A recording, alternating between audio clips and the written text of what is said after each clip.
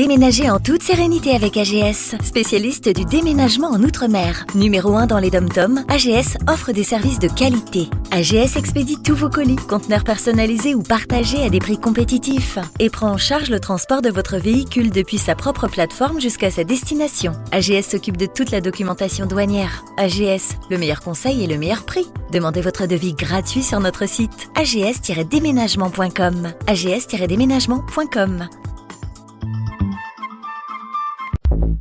Guadeloupe, actualité.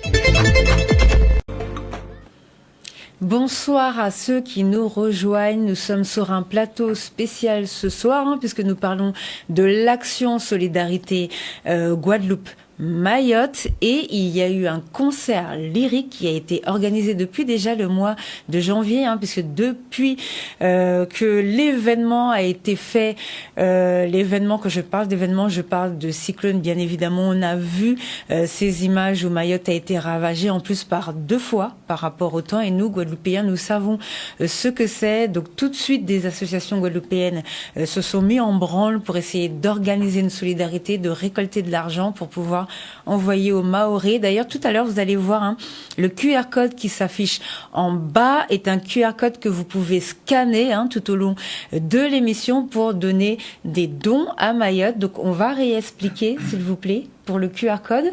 Il y a 2 choses, le tableau et les dons. Allez-y. Écoutez, le principe est simple. Je crois que le téléspectateur guadeloupéen connaît maintenant ce fonctionnement.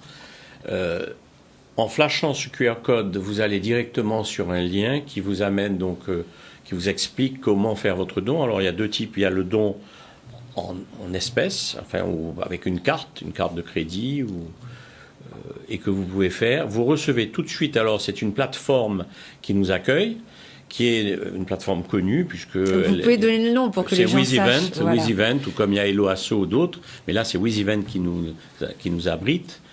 Et donc de ce fait, vous faites votre don, le don que vous souhaitez en numéraire, et vous recevez automatiquement le justificatif, l'attestation fiscale, qui vous permet de le déduire de votre déclaration d'impôt. Je vous rappelle que vous déduisez 66% du montant de votre don pour un particulier ou une personne physique. Et pour les entreprises, c'est 60%. Donc à aujourd'hui, cette plateforme nous collecte les sommes. On a déjà collecté plus de 1 000 € d'ailleurs par ce canal-là, en plus de la quête que nous avons faite. Et donc, ça fait des sommes qui s'additionnent les unes aux autres.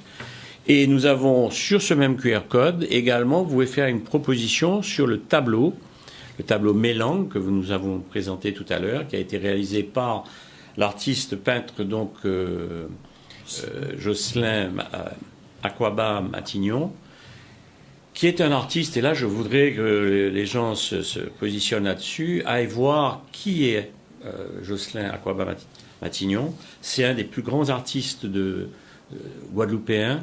Ses œuvres sont très cotées, donc c'est un investissement que les gens font, parce que leur argent ne se dévalorisera pas, et c'est vrai qu'il a une très très grosse cote. Il expose dans le monde entier et il vend des tableaux aux 4 coins du monde.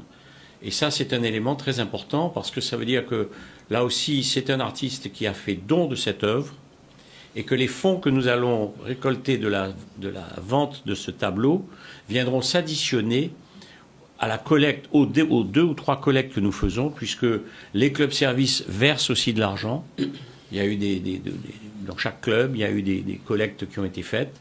Et les sommes que nous collectons actuellement repartent dès que nous pouvons. Nous avons un comité, le comité de liaison Interclub Service, qui suit chaque euro versé par un Guadeloupéen, que ce soit à travers la quête, les dons en ligne ou le tableau qui sera collecté, on fera un compte-rendu précis des sommes et des attributions. Et je rappelle que tout est attribué à des clubs qui sont nos homologues, ce sont des gens comme nous, c'est-à-dire que l'argent ne part pas dans la nature et on ne sait pas qui le récupère et ce qui sera fait.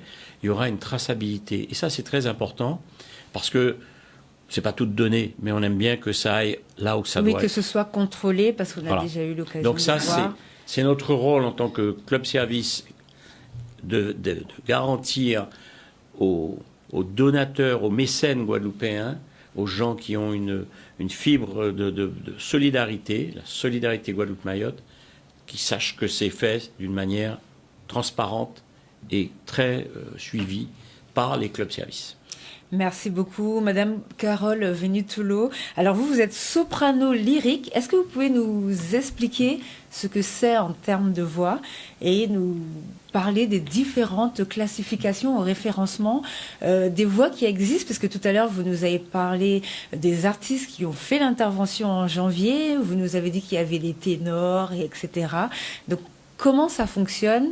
Comment on classe les voix? En fait, il y a plusieurs registres de voix. Il y a des voix classées, des voix masculines. Il y a des voix féminines. Et vous me demandiez tout à l'heure qu'est-ce que c'était qu'une soprano. Bien, une soprano, c'est les voix les plus aiguës féminines. Il y a soprano, mezzo-soprano, c'est des voix intermédiaires. Et les mezzo, c'est des voix qui sont beaucoup plus graves dans la catégorie de voix de femmes. Et ce qui est intéressant, c'est que dans ces catégories-là, c'est-à-dire les voix d'hommes et les voix de femmes, il y a également des sous-catégories, des sous-registres. Par exemple, chez les sopranos, il y a des sopranos coloratures. Les sopranos coloratures, c'est les voix les plus légères, tout en étant très aiguës. Dans le registre le plus connu, c'est La Reine de la Nuit de Mozart. Donc, c'est des voix extrêmement aériennes, fluides et flexibles. Et puis, il y a également, par exemple, des sopranos dramatiques. C'est ma catégorie de voix. C'est des voix qui sont un peu plus graves, un peu plus lourdes, tout en étant aiguës. Et donc, chaque registre de chaque répertoire d'opéra est affecté à une catégorie de voix en fonction donc de sa hauteur de voix et en fonction de sa couleur de voix également. Dans les sous-catégories dont je vous ai parlé. Et on en parlait tout à l'heure quand on voit sur le toit du monde pendant les Jeux Olympiques cette Guadeloupéenne Axel de Saint-Cyr qui donc chante la Marseillaise, le monde entier. Pardon? Sous la pluie, mais c'est un détail quand on voit autant de... magnifique, quand on voit une telle puissance déployée, le monde entier la regarde, l'admire, l'écoute. Mais c'est une voix guadeloupéenne et c'est une voix lyrique. Parce que le lyrique, quand vous m'avez demandé ce que c'est qu'une soprano lyrique, le chant lyrique, c'est une manière de chanter. C'est du chant classique, mais c'est une manière de chanter sans amplification en général technique, par le souffle. Donc, on apprend à maîtriser sa voix, on apprend à lui donner une portée importante, à amplifier la voix. Ce sont des techniques de chant et donc, c'est rattaché évidemment à l'opéra. Ce sont des techniques qui sont rattachées à l'opéra. Mais je voudrais souligner que ça n'est pas du jour au lendemain qu'une Guadeloupéenne chante sur le toit du monde. C'est parce que depuis une trentaine d'années, il y a un travail de terrain qui est fait par les chorales, par les ensembles vocaux, par les solistes dont je fais partie, nous sillonnons la Guadeloupe et son archipel, parce que la Guadeloupe, ce n'est pas seulement le Papillon, c'est aussi Marie-Galante où je me suis produit samedi dernier, c'est aussi les Saintes, c'est aussi la Désirade, c'est aussi, voilà, toutes ces îles, c'est Barthes qui était rattaché à nous, c'est Martin également. C'est parce qu'il y a un travail de terrain, de proximité qui est fait, un travail pédagogique tant au niveau de la proximité que nous lions avec le public qu'au niveau des répertoires que nous proposons, ce qui fait qu'aujourd'hui, il y a une jeune génération de chanteurs qui disent « moi, je veux chanter, moi, je veux me professionnaliser, moi, je veux aller plus loin ». Donc, c'est le fruit de tout cela et la Guadeloupe a été ce berceau-là depuis 30 ans qui donne aujourd'hui des voix qui, à l'international, explosent, nous représentent et dont nous sommes fiers. D'accord, merci beaucoup. Alors, est-ce que vous êtes chef d'orchestre? Également, je suis pianiste, chef d'orchestre, compositeur. Bon, je veux rester modeste. D'accord. Alors, avant qu'on parte, parce qu'on a aussi deux témoignages que vous nous avez envoyés pour parler de Mayotte, mais avant, je voudrais juste vous poser une question pour que les Guadeloupéens comprennent comment on place les voix et comment on place les musiciens lorsqu'on a un orchestre justement et qu'on doit accorder et harmoniser tout le monde. À façon générale, voix, il devient dans la plupart des cas comme le soliste. Et s'il y a des pianos, s'il y a des ensembles instrumentaux, s'il y a des orchestres, ils viendront plutôt comme l'accompagnateur. Par contre, il y a quand même aussi les compositions, donc par exemple, ensemble de chorales, ensemble de solistes, et ensemble instrumental, il devient nous pouvons dire sur les plateaux à égalité, en fait. Voilà. Ça dépend de l'époque, ça dépend des compositions, ça dépend aussi des caractères des compositions. Tout est un peu plus complexe dans ça. Si on écoute, par exemple, les morceaux musique populaire, c'est toujours les chanteurs qui sont devant et les groupes qui suivent derrière. Par contre, dans la musique classique, c'est parfois différent. Tout ça dépend voilà. Mais ils ne sont pas placés n'importe comment, c'est ma question. Est-ce qu'ils sont placés comme ils veulent ou est-ce que vous avez par exemple une oreille pour dire bon, il faudrait peut-être déplacer celui-là par là, mettre celui-là par là? Et ici, on touche deux choses parce que toute sa fonction, est-ce qu'on joue, on appelle ça à façon acoustique, c'est-à-dire par exemple dans l'église, c'est pas le même son, la même sonorité. Dans la plupart des églises, il y a des acoustiques naturelles et par exemple dans les salles de spectacle, souvent, il faut amplifier. Et, par exemple, si on vient à façon acoustique, on place en fonction des puissances des instruments et pour qu'on soit équilibré. Par contre, si on vient dans la salle qui sont amplifiées, c'est déjà plus le rôle d'ingénieur de son qui va régler et qui va mettre le micro plus près, moins près, et ça dépend. Et après, comment ça va sortir en fonction de l'amplification dans la salle. C'est vrai métier. C'est vrai métier. Il y a souvent les groupes qui font les tournées avec l'ingénieur de son qui connaissent parfaitement les répertoires. Parce que justement, c'est pas uniquement changer les petits volumes, non, c'est vraiment la sensibilité, les oreilles, pour rendre le spectacle à 100%. Voilà. D'accord, merci beaucoup pour ces informations. Vous nous avez envoyé des témoignages de Maoré qu'on va découvrir tout de suite. Bonjour à tous, Alidi Féminin, habitante à Mayotte. Comme vous le savez, nous avons eu 2 passages de cyclones sur le territoire qui ont causé d'énormes dégâts sur le département, ce qui fait que beaucoup de personnes vivent dehors et les établissements scolaires et d'autres établissements publics en fait sont endommagés, ce qui fait que les services publics, l'offre des services publics est très limitée. En termes d'accompagnement pour les élèves, ils ont pratiquement tout perdu, n'ont pas d'effet scolaire. La crise de l'eau s'est accentuée. Si on n'a pas l'accompagnement de tous, le soutien de tous, de manière très humanitaire, on risque en fait d'avoir une accumulation de beaucoup de crises au sein du département. Donc merci à vous tous.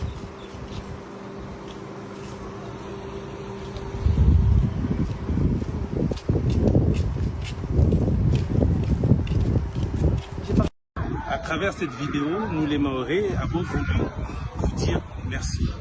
Merci beaucoup. C'est un geste honorable pour nous. C'est un geste qui touche. Nous remercions énormément à la Fondation guadeloupéenne, aux associations guadeloupéennes, aux Guadeloupéens de ces gestes forts qui nous touchent. C'est vrai qu'on est tombé, mais à travers des gestes comme ça, on comprend qu'on doit se relever. On va se relever. C'est fort ce que vous avez fait parce que ça nous dit qu'on a aussi des frères et sœurs dans l'ensemble de l'outre-mer. Ici tout particulièrement, ici la Guadeloupe. La Guadeloupe qui marque ce geste à travers cette récolte qui est en train d'être faite, qui est faite pour venir en aide à nos frères et sœurs maoris. Marhaba, marhaba, on dit chez nous, merci. Alors vous vouliez rajouter quelque chose ? Écoutez, je voudrais vous donner une information après nous avoir reçus, et je tiens à vous remercier chaleureusement. Je rebondis sur ce que disaient Carole et Thomas sur le potentiel de Guadeloupéens, de jeunes Guadeloupéens et de jeunes Guadeloupéennes qui depuis des années travaillent pour élever le niveau musical de musique classique aux Antilles.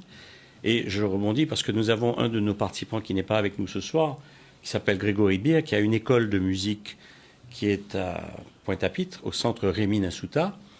Et je rebondis parce qu'il fait un concert de 6 jeunes qui sont, quand vous voyez ces jeunes qui débutent le piano, samedi soir. Donc, vous voyez, je lui donne un coup de projecteur en disant aux Guadeloupéens qui veulent voir cette jeunesse, mais ce sont des petits jeunes qui ont 15, 16, 17 ans, hein, donc même plus jeunes, qui vont s'exprimer dans leur art samedi soir au centre Rémy Nasuta pour ceux qui veulent. Et je vous remercie de la lumière que vous lui donnerez. Merci pour cette information, allez-y. Je voudrais également rebondir par rapport à ce que disait Carole. En tant que président de l'ensemble vocal d'Akantaré, je suis très attaché à ce qu'a exprimé Carole tout à l'heure, c'est-à-dire d'être présent sur le terrain. Et ça, c'est vraiment quelque chose de concret. Ça veut dire qu'il ne faut pas penser qu'à Pointe-à-Pitre, qu'à Basse-Terre, qu'au Lamentin.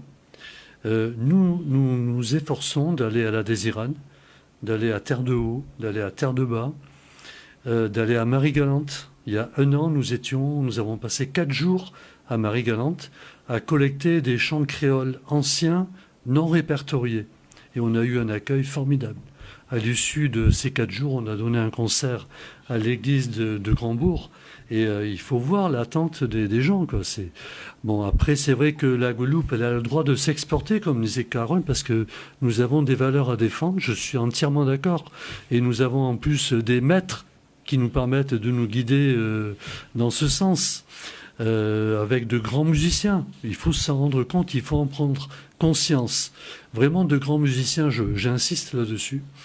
Et d'Akantaré, par exemple, on a noué des liens étroits avec une chorale de la Dominique. Donc on a des lianages. On avait des lianages avec des gens de Brest. On a eu un lianage avec une grande chorale de Paris qui est venue, que nous avons reçue, qui nous a reçus ensuite. Et je crois que c'est vraiment important de dire, la Guadeloupe, c'est un petit pays, mais c'est un pays... Excusez-moi. Mais on peut faire de grandes choses. C'est l'émotion, mais c'est un pays formidable. C'est un pays formidable. Il faut qu'on arrive à le comprendre. Et il faut que les pouvoirs publics fassent le geste de nous aider. C'est vraiment important. Personnellement, notre ensemble vocal a été créé en 1996. Et il faut savoir que je suis confronté chaque année à me poser la question, enfin depuis au moins 4-5 ans, où allons-nous répéter l'année prochaine ? C'est inadmissible. C'est inadmissible. Quand on a 40 bonhommes qui s'investissent toutes les semaines pour aller travailler une œuvre, ils ne doivent pas avoir ce genre de problème dans leur tête. C'est pas normal. Donc je fais un appel solennel, comme Alain a fait un appel au pouvoir public pour prendre conscience de l'importance du patrimoine de la cathédrale. C'est vraiment très important de sauvegarder cette cathédrale et cet orgue, qui est quand même un instrument majestueux, qui est soigné aux petits oignons par l'organiste de Pointe-à-Pitre. Eh bien, il faut qu'on aide tous ces artistes à travailler dans de bonnes conditions. Je voulais rajouter concernant le tableau, pour bien comprendre sa valeur, que c'est effectivement, en termes de technique, une acrylique sur toile, avec les dimensions de 100 par 80 cm. Et c'est une œuvre donc qui est un hommage à l'île de Mayotte, je le rappelle, intitulée Meilang, Mayotte, Ilang. Et le fond est une allusion à une partie du blason ainsi que la carte de l'île, partie bleue et rouge que l'on voit. Et puis en superposition délimitée par la couleur verte, apparaît le personnage onirique du peintre qu'il appelle le qui ou quand, c'est-à-dire qui, où et quand. Et il danse sur les strates du monde et ses pas nourrissent la beauté. Voilà, c'est un peu la définition qu'a donnée le peintre qui n'a pas pu être parmi nous ce soir, que je tenais à préciser. Et je voudrais vous donner juste une référence. Rapidement. Nous avons un livre d'or à Akantaré. Et à la fin de chaque concert, on invite les participants, les spectateurs à mettre leur appréciation. Et je voudrais en lire une seule, qui est signée de Corinne Diacoc, qui est le 4e adjoint à la ville de Pointe-à-Pitre. Et donc elle a écrit « Pointe-à-Pitre est fière de soutenir de telles initiatives qui illustrent les valeurs d'entraide et de fraternité qui nous unissent. Nous saluons chaleureusement tous ceux qui ont contribué à faire de cette soirée un élan d'espérance et de lumière pour Mayotte. » Et donc c'est signé Corinne Diacoc. Et je voudrais juste terminer en disant que nous avons un lien sur YouTube qui permet de visionner le concert et nous espérons avoir l'occasion que ce concert soit présenté pour que l'on voit un petit peu tous ces artistes que nous avons évoqués ce soir. O-News Radio sur outremernews.fr.